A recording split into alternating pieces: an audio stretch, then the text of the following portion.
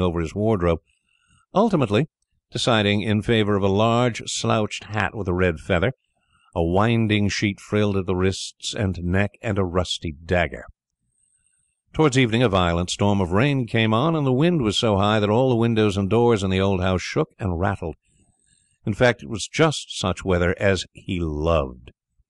His plan of action was this. He was to make his way quietly to Washington Otis's room, gibber at him from the foot of the bed, and stab himself 3 times in the throat to the sound of low music. He bore Washington a special grudge, being quite aware that it was he who was in the habit of removing the famous Canterville bloodstain by means of Pinkerton's Paragon detergent.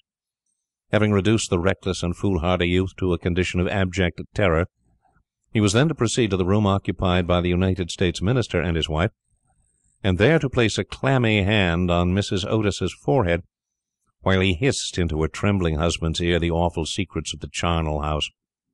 With regard to little Virginia, he had not quite made up his mind. She had never insulted him in any way, and was pretty and gentle.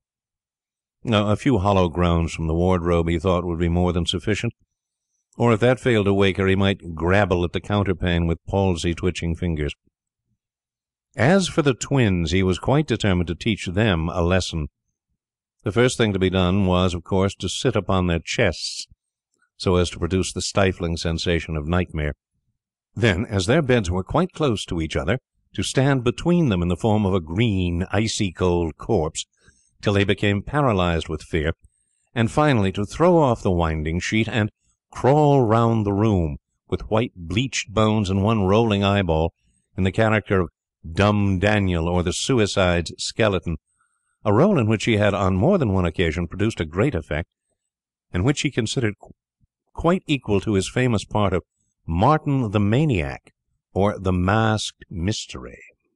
At 10:30 he heard the family going to bed. For some time he was disturbed by wild shrieks of laughter from the twins, who, with the light-hearted gaiety of schoolboys, were evidently amusing themselves before they retired to rest. But at 11:15 all was still, and as midnight sounded he sallied forth. The owl beat against the window-panes, the raven croaked from the old yew tree, and the wind wandered moaning round the house like a lost soul. But the Otis family slept unconscious of their doom, and high above the rain and storm he could hear the steady snoring of the Minister of the United States. He stepped stealthily out of the wainscoting with an evil smile on his cruel wrinkled mouth, and the moon hid her face in a cloud as he stole past the great oriel window, where his own arms and those of his murdered wife were blazoned in azure and gold. On and on he glided like an evil shadow, the very darkness seeming to loathe him as he passed. Once he thought he heard something call and stopped, but it was only the baying of a dog from the Red Farm, and he went on, muttering strange 16th-century curses, and ever and anon brandishing the rusty dagger in the midnight air. Finally he reached the corner of the passage that led to luckless Washington's room. For a moment he paused there, the wind blowing his long grey locks about his head, and twisting into grotesque and fantastic folds the nameless horror of the dead man's shroud. Then the clock struck the quarter, and he felt the time was come. He chuckled to himself and turned the corner. But no sooner had he done so than, with a piteous wail of terror, he fell back and hid his blanched face in his long bony hands. Right in front of him was standing a horrible spectre, motionless as a graven image, and monstrous as a madman's dream. Its head was bald and burnished, its face round and fat and white, and hideous laughter seemed to have writhed its features into an eternal grin. From the eyes streamed rays of scarlet light, the mouth was a wide well of fire, and a hideous garment, like to his own, swathed with its silent snows the Titian form. On its breast was a placard with strange writing in antique characters, some scroll of shame, it seemed, some record of wild sins, some awful calendar of crime, and with its right hand it bore aloft a fashion of gleaming steel.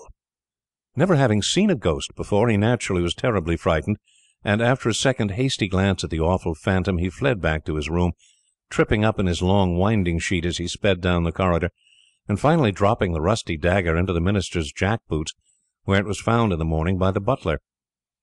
Once in the privacy of his own apartment, he flung himself down on a small pallet bed and hid his face under the clothes.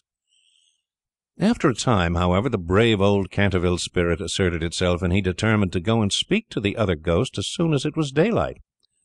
Accordingly, just as the dawn was touching the hills with silver, he returned towards the spot where he had first laid eyes on the grisly phantom, feeling that, after all, 2 ghosts were better than 1, and that, by the aid of his new friend, he might safely grapple with the twins. On reaching the spot, however, a terrible sight met his gaze. Something had evidently happened to the spectre, for the light had entirely faded from its hollow eyes, the gleaming falchion had fallen from its hand, and it was leaning up against the wall in a strained and uncomfortable attitude.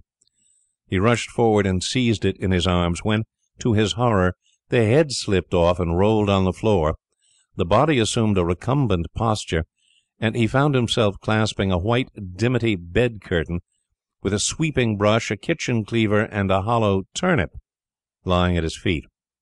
Unable to understand this curious transformation, he clutched the placard with feverish haste, and there, in the grey morning light, he read these fearful words: "Ye Otis Ghosty, ye only true and original spook.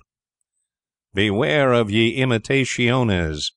All others are counterfeity." The whole thing flashed across him. He had been tricked, foiled, and outwitted.